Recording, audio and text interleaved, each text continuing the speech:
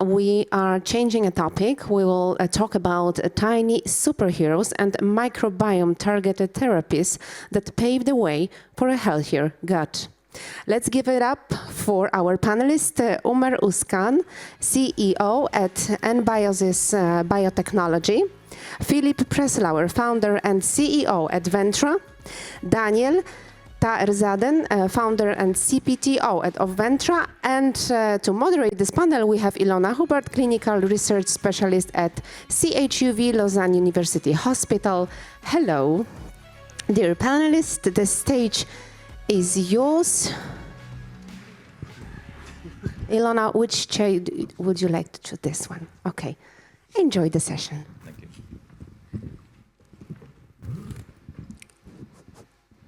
Oh, it's already started.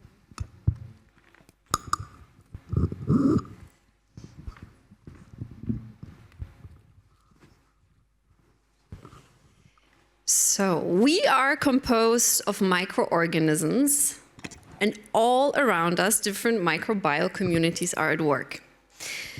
Their proper functioning is essential for our health, and insights into our microbiome and its genetic factors holds high promises for the prevention and treatment of diverse metabolic disorders. And so we are a very small group.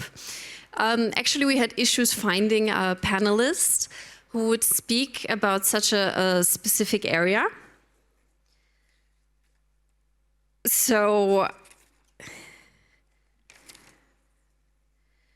finally, we selected 3 experts. So we have Ömer from Enbiosis, and we have Philipp and Daniel from Ventra. Hello. Hello. And maybe you would like to introduce yourself a little bit. Sure. My role at Ventra is CPTO. I take care of basic technology, science, and product side of it. My own background is coming from the bioinformatics, PhD at TU München, and over the years, how to bring the whole data topic towards insight in various fields. Hi, I'm Philipp. I'm a co-founder and CEO of Ventra. I come from management consulting, so I'm doing more commercial stuff in our company. But in conversations with Daniel and our scientific advisors, I'm hoping I will be able to discuss here with you. Hi, my name is Ömer. I'm the co-founder and the CEO of Enbiosis Biotechnology. The reason I involved this business is about the philosophy. I do love the philosophy of the microorganisms and their ecosystem and how to understand and how to manipulate them. That's why I joined. So far, I'm going to explain about what our ideas and visions and what we are planning after next. But that's who I am. So how should we proceed? Maybe somebody could explain what this microbiome is. Okay. Let me start. So I can start. Yes, please. The microbiome is basically the sum of all microorganisms in the human body, and that's pretty a lot. We have approximately the same number of bacterial cells in our body as human cells. And we, by now, as we have also heard before, we know that it has a massive impact on our health and well-being. It almost acts like a human organ. But also, as we heard before, it's not really diagnosed yet. So it's acting like a human organ, but we don't know that much about this organ and also don't have that many ways to improve or to influence it so far. So where is it situated? Is it all in the gut? Or is there other communities in the body? Okay. So as 90% of the microorganisms living today in our body is in our gut, and that's the essence part of their ecosystem, and that's why the main discovery is in this area, the gut. But okay, so where are we today with the microbiome? Do we actually have enough tools and analytical solutions to measure this microbiome? How do you proceed in doing this? Yeah, I always compare my microbiome with the space, and as we just sit on the Earth, right, just one planet, and we are just at about discovering this space. It's about the microbiome, trillions of bacteria, the similar number of the stars, and the dark of the gut microbiome is similar to the dark matter in the space. So we are just about to start, and we know almost nothing. But even we know a little bit thing about the microbiome is opening a door to understand our life. So we are just at the start point. Okay, do you have anything to add? I can give a little bit on the pragmatic side of it. The presence of bacteria in the body was also, let's say, recognized beforehand. There were methods for it. If you go to doctor office, you have PCR methods that find out about the pathogens, for example, that are there. Then move towards the 16S technologies, which are much more advanced than that. And recently is the shotgun analysis, which looks at the complete mass of the microbiome that is there and finds out thousands of species that are there.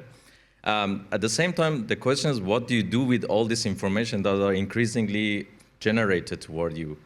And there was a rate that, for example, the microbiologists would provide insights doing science, but almost there is a need to scale it a bit differently, maybe also using, for example, the recent advancements in the, let's say, machine learning, and bringing all these insights towards, let's say, in our case, mothers, which are not scientists, they are not doctors, and translating is another challenge on top.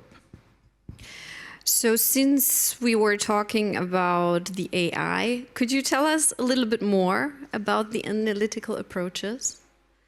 Yeah, sure. So the raw data out of shotgun analysis is almost gigabytes of data. It's a sequence of genes. And you put these genes like a Lego pieces together to find out which species are there. It's like almost putting when creating a cat, putting the leg on top, then putting ears, and then you say, oh, it's actually a cat at the end of it. And of course, for running this, you need to run it on the super machines, let's say like this. It takes 1 or 2 days to run it. But that's the first step.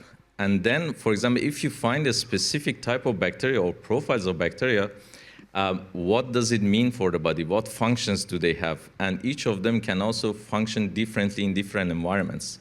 For example, our most favorite one that Philipp will also talk about it later is bifidobacteria. And babies up to the age of 2, also for the mothers here, it's very important to have it in the gut of the babies. So we find them, we assemble them, we also try to understand what functions they do through, because we also have the functional pathways there. So assembling at the end of it, it gives you a picture what could be the possibilities. And for that, of course, we use all kinds of machine learning models, traditional ones, also even recently generative AI ones. Yeah. Okay, so once you've detected and once you created, or you screened, you created a profile and you've analyzed the microbiome, the next step would be to propose therapies, and this is the topic of our panel actually. So this is a special question, maybe Philipp could start. What therapies are available currently? What big therapeutical areas are there?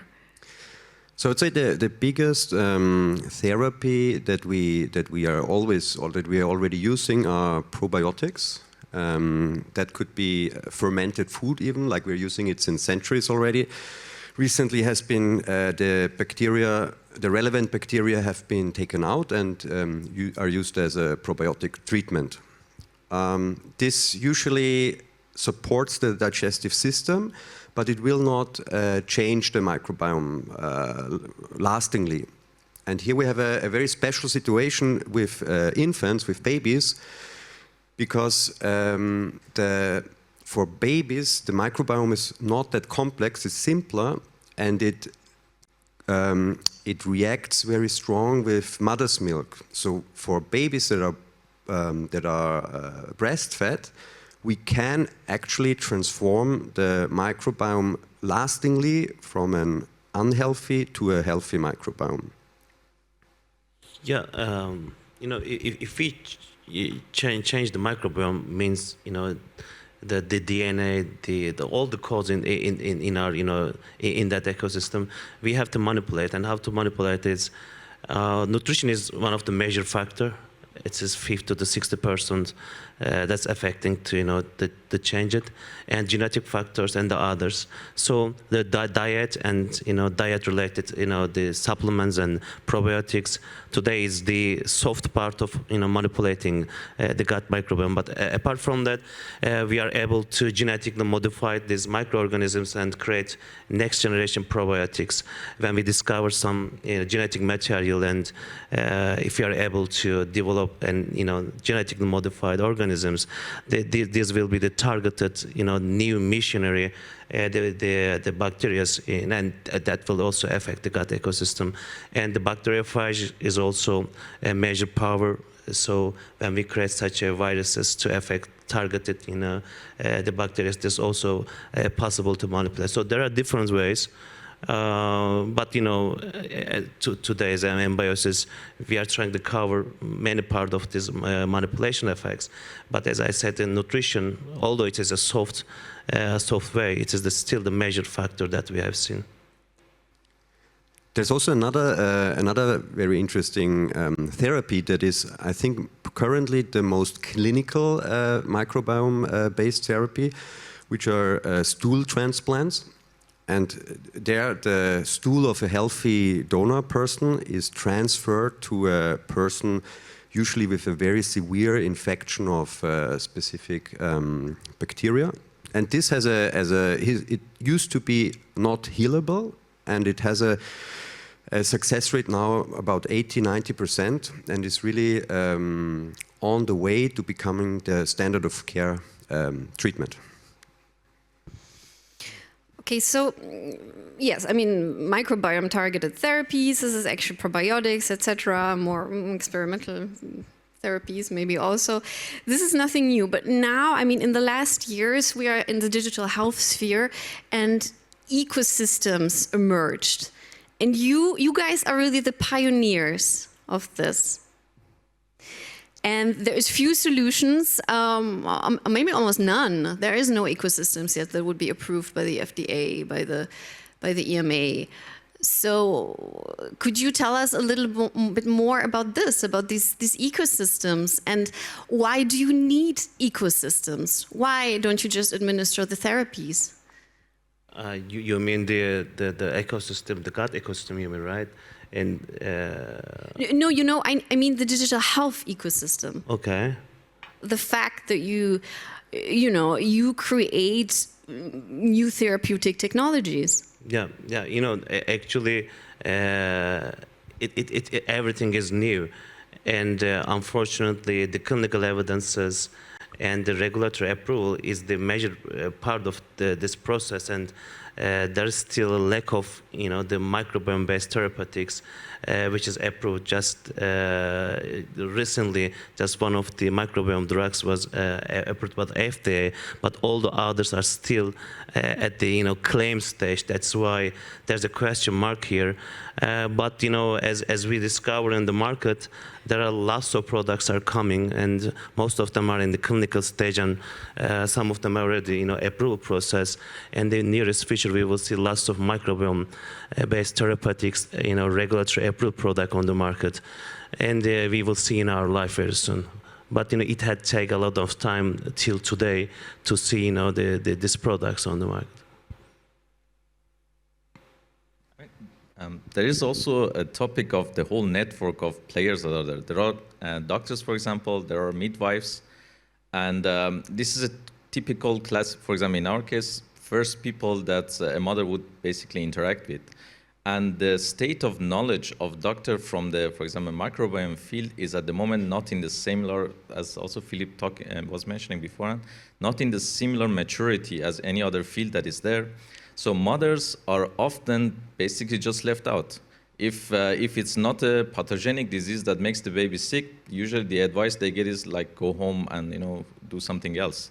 So they are left in this environment, and now more and more holistic health practitioners, basically nutritionists, coaches are filling this space.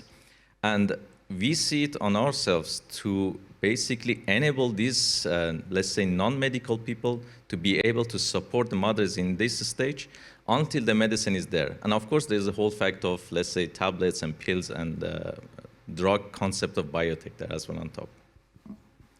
And also to add on the ecosystem, also the research ecosystem is really important, because it's just such a complex thing that it's not possible for one institution or one company to just decipher it. It's a collaborative effort. A lot of universities are researching on that topic, and they all come with kind of small insights, and the collection of these insights will then move this whole field forward.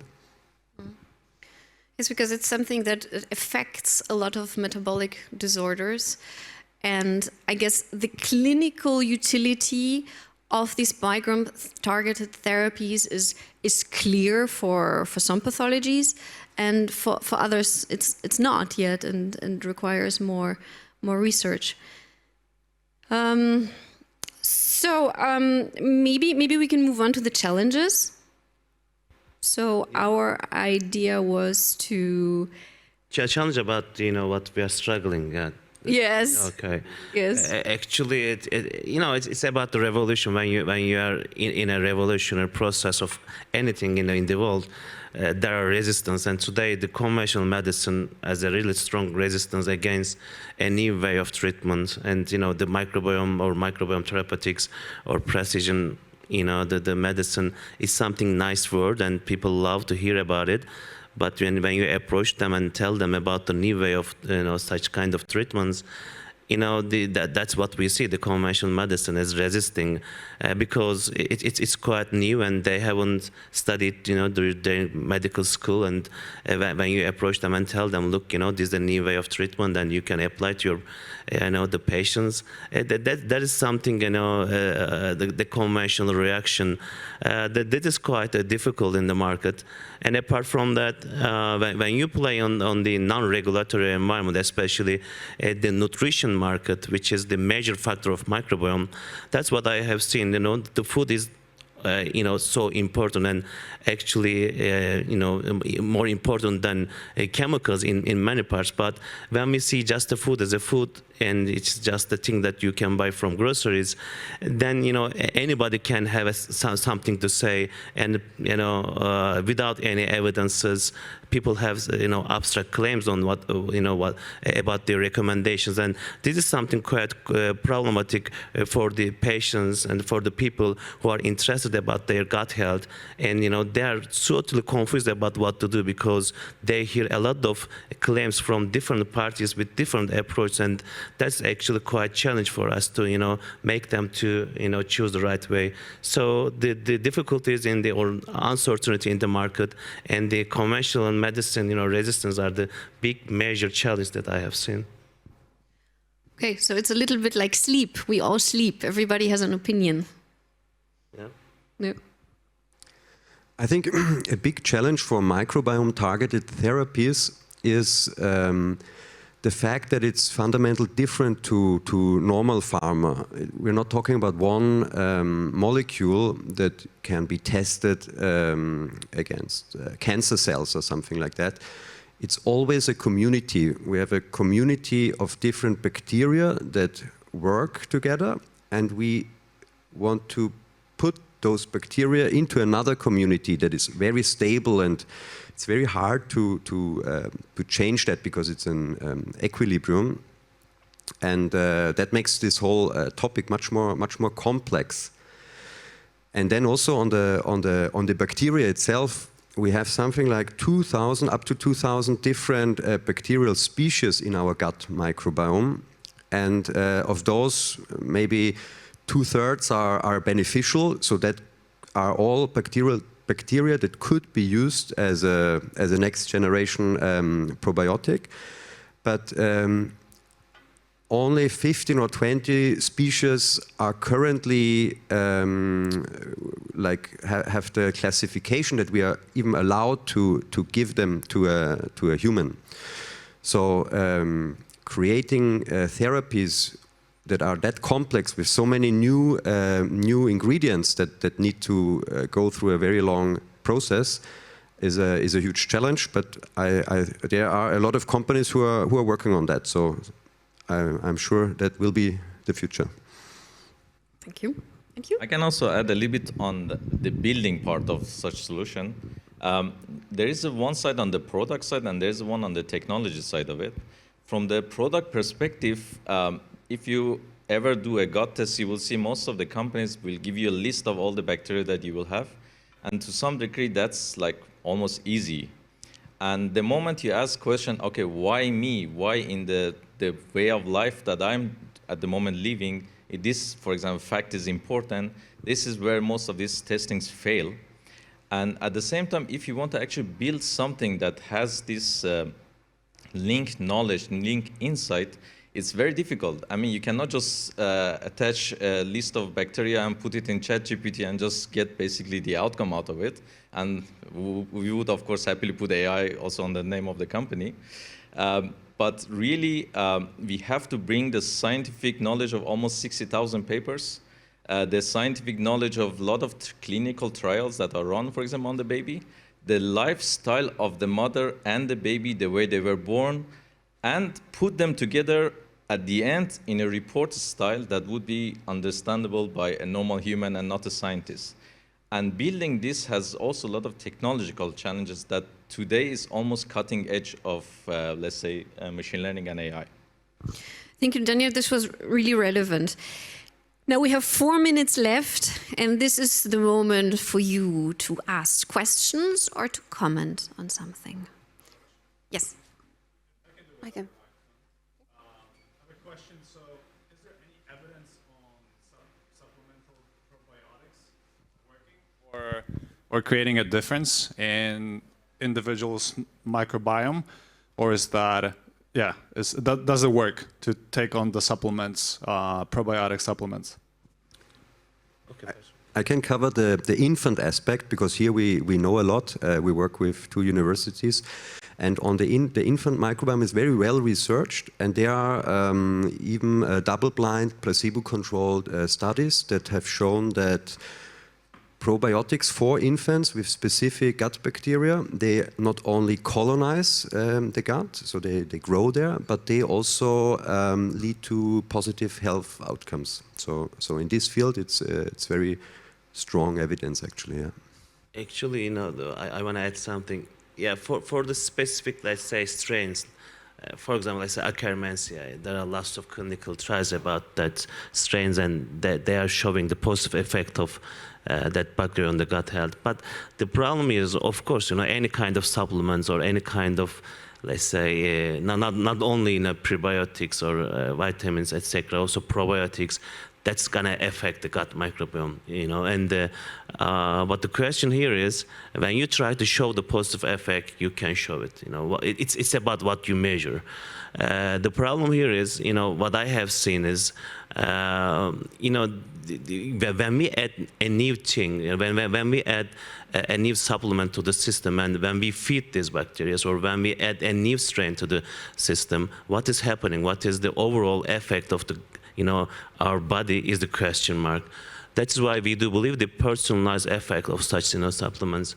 We have conducted several clinical trials, and we have also published 2 of them that shows the personalized approach, personalized diet strategies, for example, nutrition strategies to the individual's gut microbiome has a positive effect when you change in the right way. If you know where to go, how to move, how to shift the microbiome, yeah, you might have an idea if you are doing something good or bad. But if you just add something because it is useful, of course it is useful in some cases, but the question mark here is, is it for everyone always? That's actually, I guess, the wrong approach. It should be individual, the personalized, supplement, change. That must be this way. Thank you. And I guess I have a follow-up. It feels like the space is fairly unregulated, right? So if I buy a supplement, there's no guarantee that what I'm getting is actually going to create a difference, or it's a quality supplement. There's no validation of these supplements, right? I think that's an issue with supplements in general. Would you say that's true? Yeah, I want to tell you something. We have 2 publications. For example, in the US, we have analyzed the 50 most sold, probiotics in the market. We did analyze their DNAs. We did do it just because of our platform. We didn't have any other intention. But I can tell you 30% of the probiotics that we have analyzed, it's not the same written on the label, okay? Most of them are covering different strains, okay? They write on the, the labels, okay, different bacteria, but you see something else. Some of them are empty. And interesting is 10% that we discover are causing antibiotic resistance. So it's about, you are going to pharmacy and you are getting probiotics to improve your gut health. And for example, what we discovered is one is the very popular probiotic, okay? And can you imagine you have an inflammation maybe in 2 weeks after you have something problem, and yeah, that's affecting your antibiotic resistance. So it is so dirty market, unfortunately. No one is regulating, or no one is spending their time and effort on it. Probably in the future, people will see and understand and regulate this market, but people don't know how to regulate it. Is the question mark. And since it's not regulated, I understand, from the patient's point, what to do is, and yeah, you are right. It is something terrible, a question mark, and we just need to trust. But trust who is also another question mark. This maybe to just add, it's also this wild west kind of style of. It puts also the burden on us as a company, that we. I mean, like, of course, we can generate whatever we want, but if we test our own product, if we put, for example, various, standards, testing, checks, and also share it with this is actually our duty to do it in this sense. We don't need always to have regulatory framework to act sane. We are pioneers, after all. We have a responsibility. I think our time is up. Yes? Well, thank you. Thank you. Thank you very much. Thank you. So we would love to hear more of this discussion. Unfortunately, the time is over for it. Thank you so much, dear panelists. Thank you, Ilona, for moderating the conversation.